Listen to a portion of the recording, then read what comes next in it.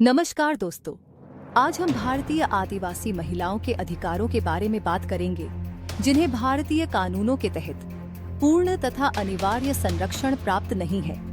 आदिवासी महिलाओं के अधिकार राजनीतिक वादों और मीडिया के शोर में कहीं खो गए हैं।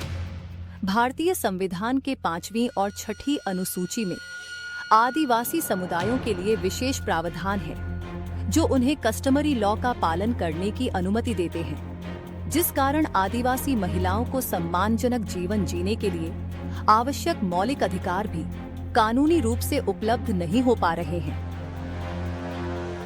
आदिवासी कस्टमरी लॉ आत्मनिर्णय व स्वायत्तता के नाम पर केवल महिलाएं ही पीड़ित क्यों हैं? पॉलीगैमी, विरासत, श्रम अधिकार, सुरक्षित गर्भपात, एडल्टरी और अधिकारों की सुरक्षा से केवल आदिवासी महिलाएं ही वंचित क्यों हैं?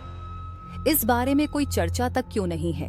संविधान ने हर नागरिक को गरिमा और समानता का अधिकार दिया है, पर आदिवासी महिलाएं आज भी दूसरे दर्जे की नागरिक हैं। यह हमारी सामूहिक विफलता है। जब तक आदिवासी महिलाएं सुरक्षित नहीं, तब तक देश का विकास अधूरा है। हिंदू मैरिज एक्ट के अनुसार हिंदू धर्म में पॉलीगैमी अवैध है, परंतु आदिवासी समाज की किसी भी धर्म की महिलाओं पर यह कानून लागू नहीं होता, क्योंकि उनके सामुदायिक नियम पॉलीगैमी को अनुमति देते हैं। नेशनल फैमिली हेल्थ सर्वे के डेटा के आधार पर टाइम्स ऑफ इंडिया में छपी रिपोर्ट के अनुसार आदिवासी समुदायों में दर्ज पॉलीगैमी की दर लगभग 3% है, जो सर्वे में शामिल सभी समूहों में सबसे अधिक है। यह भी उल्लेखनीय है कि पॉलीगैमी की वास्तविक संख्या इससे कहीं अधिक है, क्योंकि अधिकतर का रजिस्ट्रेशन नहीं होता और बहुत सी महिलाएं इसे बता भी नहीं पाती हैं। वर्तमान समय में भारत के 10 राज्यों में आदिवासी मुख्यमंत्री हैं, जिनमें से 2 की 1 से अधिक पत्नियां हैं। यह एक चौंकाने वाला तथ्य है कि उन्हें पॉलीगैमी प्रथाओं को रोकने वाले सभी भारतीय कानूनों से सुरक्षा प्राप्त है। हिंदू सक्सेशन एक्ट के अनुसार सभी महिलाओं को समान विरासती अधिकार प्राप्त हैं, लेकिन आदिवासी क्षेत्रों में पारंपरिक कानून इसकी अनुमति नहीं देते। इस कारण आदिवासी महिलाएं जमीन और संपत्ति के अधिकार से वंचित रह जाती हैं। वन अधिकार अधिनियम की धारा 4 के बावजूद आज तक सिर्फ 9% महिलाओं को ही जमीन का पट्टा मिल पाया है। आदिवासी महिला अधिकार मंच के अनुसार झारखंड के लातेहार में 85% महिलाएं पैतृक जमीन से वंचित हैं। हिंदू उत्तराधिकार अधिनियम आदिवासी इलाकों में निष्क्रिय है तथा जमीन के बिना आदिवासी महिलाएं आर्थिक गुलाम बनी रहती हैं। यूनिसेफ की एक रिपोर्ट के अनुसार 47% आदिवासी लड़कियों की शादी 15 साल से पहले हो जाती है। बाल विवाह निषेध अधिनियम की धारा 10 के तहत यह अपराध है, पर पुलिस रिवाजर के नाम पर चुप्पी साध लेती है। झारखंड में विगत 2 वर्षों में 150 से अधिक महिलाएं डायन कहकर मारी गईं। आईपीसी की धारा 302 हत्या और धारा 303 हमला आदिवासी पीड़िता होने पर निष्क्रिय हो जाते हैं। एनसीआरबी की रिपोर्ट के अनुसार 40% ट्रैफिकिंग पीड़ित आदिवासी गर्ल्स ही होती हैं। पॉक्सो एक्ट और इमोरल ट्रैफिक एक्ट के बावजूद छत्तीसगढ़ में वर्ष 2022 में 700 से अधिक लड़कियां गायब हुई हैं, जबकि 70% पीड़िताओं को न्याय नहीं मिला। एडल्टरी को कानूनी रूप से निरस्त कर दिया गया था, फिर भी आदिवासी समुदाय में महिलाओं के खिलाफ कठोर दंड जैसे जुर्माना और सामाजिक बहिष्कार जारी है। Medical termination of pregnancy act गर्भपात की अनुमति देता है, पर आदिवासी महिलाएं स्वास्थ्य सेवाओं की कमी और सामाजिक कलंक के कारण इस अधिकार से वंचित हैं। मिनिमम वेजेस एक्ट सभी कर्मचारियों को न्यूनतम मजदूरी की गारंटी देता है।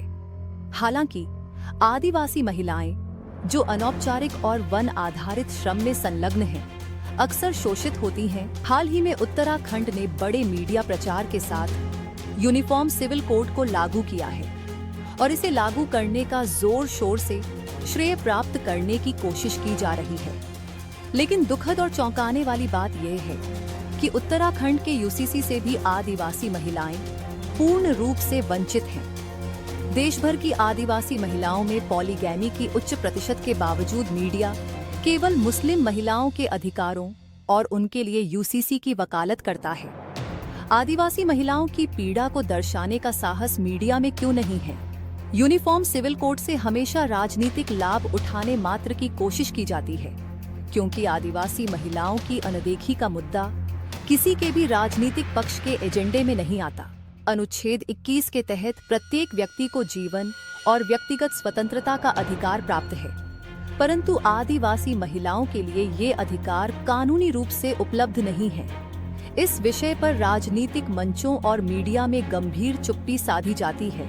आईपीसी 354 ए के तहत महिलाओं की गरिमा और सुरक्षा सुनिश्चित करने के प्रावधान हैं, परंतु आदिवासी महिलाएं इस सुरक्षा से भी पूर्ण रूप से वंचित हैं। यह हमारे राष्ट्र के लिए बहुत बड़ी शर्म की बात है कि हम एक अधूरे समाज के रूप में जीने को तैयार हैं। संविधान के अनुच्छेद 13, 15, 3 और 34 के तहत आदिवासी महिलाओं के लिए विशेष संरक्षण की बात की गई है, फिर भी उन्हें उनके अधिकार प्राप्त नहीं होते, क्योंकि राज्य सरकारें आदिवासी कस्टमरी लॉ तथा रीति रिवाजों में हस्तक्षेप करने से बचती हैं। आदिवासी क्षेत्रों से प्रतिनिधित्व की भी गंभीर कमी है और इस कारण उनकी समस्याएं उजागर नहीं होती हैं। विशेष रूप से महिला प्रतिनिधित्व लगभग शून्य के बराबर है, जिससे आदिवासी महिलाओं की आवाजें सुनी नहीं जाती। Panchayat extension to scheduled areas act के तहत महिलाओं की भागीदारी अनिवार्य है, लेकिन देश के 90% से अधिक आदिवासी क्षेत्रों में पुरुषों का प्रभुत्व है। शादी के बाद महिलाओं को पराया मानकर उनके राजनीतिक अधिकार छीन लिए जाते हैं। यह अनुच्छेद 15 3 का उल्लंघन है।